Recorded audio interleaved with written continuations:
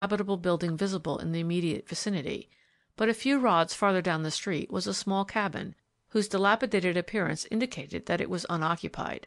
Approaching the cabin cautiously, Mr. Rosenbaum tried the door. It offered but slight resistance, and entering he found it as he had surmised, empty and deserted. Stationing himself near a window which overlooked number 545, he regarded the isolated dwelling with considerable interest. It was a two-story structure with a large extension in the rear, only 1 story in height. With the exception of a dim light in this rear portion, the house was entirely dark, which led Mr. Rosenbaum to the conclusion that the landlady's private apartments were in this part of the building, and remote from the room occupied by her lodger, which he surmised to be the front room on the second floor, a side window of which faced the cabin. For more than an hour Mr. Rosenbaum remained at his post, and at last had the satisfaction of seeing the tall figure in the fur coat approaching down the dimly lighted street. He ascended the steps of 545, let himself in with a night key, and a moment later the gas in the upper front room was turned on, showing Mr. Rosenbaum's surmise to be correct. For an instant the flaring flame revealed a pale face without the dark glasses, and with a full dark beard tinged with gray. Then it was lowered, and the window blinds were closely drawn, precluding the possibility of further observation. The face was like, and yet unlike, what Mr. Rosenbaum had expected to see.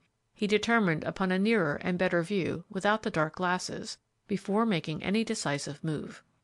The following evening, as soon as it was dusk, found Mr. Rosenbaum again at the window of the deserted cabin, keenly observant of number 545. A faint light burned in the rear of the lower floor, while in the front room upstairs a fire was evidently burning in an open grate, the rest of the house being in darkness. Presently a man's figure, tall and well-formed, could be seen pacing up and down the room, appearing, vanishing, and reappearing in the wavering firelight. For nearly an hour he continued his perambulation, his hands clasped behind him as though absorbed in deep thought. At last, arousing himself from his reverie, the man looked at his watch and vanished, reappearing 10 minutes later at the front door in the usual fur coat and cap, and, descending the steps, turned towards town and proceeded leisurely down the street, Mr. Rosenbaum following at some distance, but always keeping him in view and gradually diminishing the distance between them till they were nearly opposite each other. Finally the man paused before a restaurant and, turning, looked carefully up and down the street.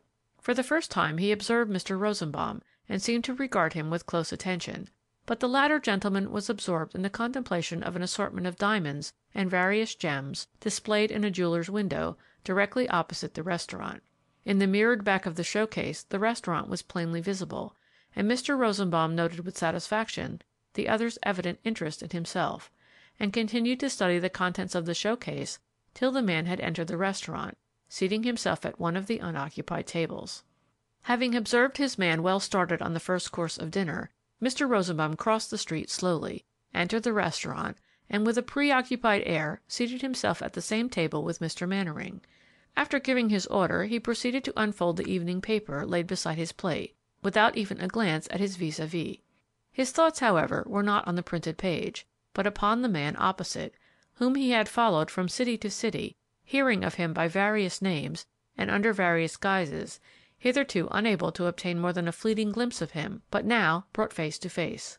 "Alias Henry J. Mainwaring at last," he commented mentally, as he refolded his paper. "You have led me on a long chase, my man, but you and I will now have our little game, and I will force you to show your hand before it is over." Glancing casually across at his neighbor, he found the dark glasses focused upon himself with such fixity that he responded with a friendly nod, and making some trivial remark, found Mr. Mainwaring not at all averse to conversation. A few commonplaces were exchanged until the arrival of Mr. Rosenbaum's order, when the other remarked, "Evidently you do not find the cuisine of the Clifton House entirely satisfactory." "It is very good," Mr. Rosenbaum answered indifferently, "but an occasional change is agreeable. By the way, sir, have I met you at the Clifton? I do not remember to have had that pleasure." "We have not met," replied the other. "I saw you there last evening, however, as I happened in soon after your arrival." "Ah, so. I am very deficient in remembering faces." Mr. Mainwaring hesitated a moment, then remarked with a smile, "I, on the contrary, am quite observant of faces, and yours seems somewhat familiar. Have I not seen you elsewhere than here?" Mr. Rosenbaum raised his eyebrows in amusement. "It is very possible you have, my dear sir. I travel constantly, and for aught that I know you may have seen me in nearly every city on the globe. May I inquire your business, sir? Do you also travel?" "No," said Mr. Mannering slowly, but apparently relieved by Mr. Rosenbaum's answer. "I am not engaged in any particular line of business at present. I am interested in mining to a certain extent, and am out here just now looking after my properties. How do you find business in your line?" Mr. Rosenbaum shook his head with a slight shrug. "Nothing, so far, to make it worth my while to stay. You see, sir, for such a trade as ours, we want only the finest gems that can be bought. We have no use for ordinary stones, and that is all I have seen here so far." And having thrown out his bait, he awaited results. A long pause followed, while Mr. Mannering toyed with his fork, drawing numerous diagrams on the tablecloth. "I think," he said at last, slowly, "that I could get you one or two fine diamonds if you cared to buy and would give anything like their true valuation." "That would depend, of course, upon the quality of the diamonds. Really fine gems we are always ready to buy and to pay a good price for." "If I am any judge of diamonds, these are valuable stones," said Mr. Mannering, "and the owner of them, who is a friend of mine, being himself a connoisseur in that line, would not be likely to entertain any false ideas regarding their value." "And your friend wishes to sell them?" "I am inclined to think that he might dispose of one or two for a sufficient consideration, subject, however, to one condition, that no questions will be asked." "That goes without saying, my dear sir. Asking questions is not our business. We are simply looking for the finest stones that money can buy, without regard to anything else." "Perhaps," said Mr. Rosenbaum tentatively, "we might arrange with your friend for a meeting between the three of us." "That would be impracticable," Mr. Mannering replied. "He is out of the city, and furthermore I know he would not care to appear in the transaction, but would prefer to have me conduct the negotiations. I was going to suggest that if you were to remain here a few days, I shall see my friend in a day or so, as I am going out to look over some mining properties in which we are both interested, and I could bring in some of the gems with me, and we might then see what terms we could make." "I can remain over, sir, if you can make it an object for me, and if the stones prove satisfactory, I have no doubt we can make terms."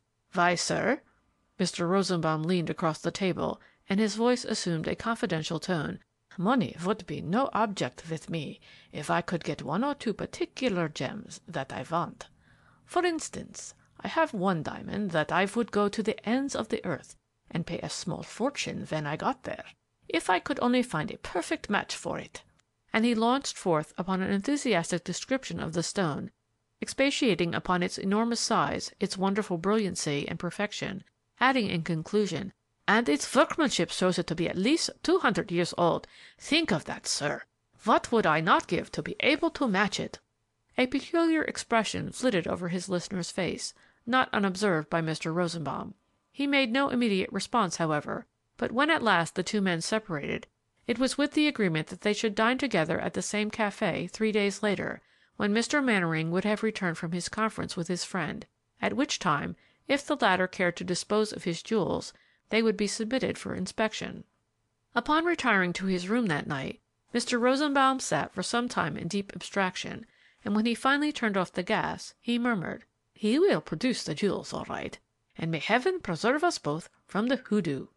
For the 2 days next ensuing, Mr. Rosenbaum watched closely the arrivals in the city, but notwithstanding his vigilance, there slipped in unaware, on the evening of the second day, a quiet, unassuming man, who went to the Windsor Hotel, registering there as A. J. Johnson, Chicago. At a late hour, while Mr. Rosenbaum, in the solitude of his own room, was perfecting his plans for the following day, Mr. Johnson, who was making a tour of inspection among the leading hotels, sauntered carelessly into the office of the Clifton.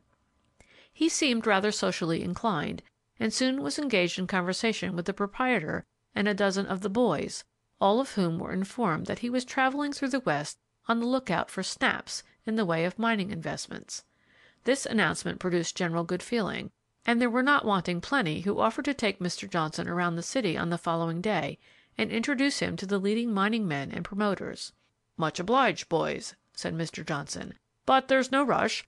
I expect to meet some friends here in a few days, and till they come I shall simply look around on the q.t., you understand, and make some observations for myself. "And that reminds me, gentlemen," he added.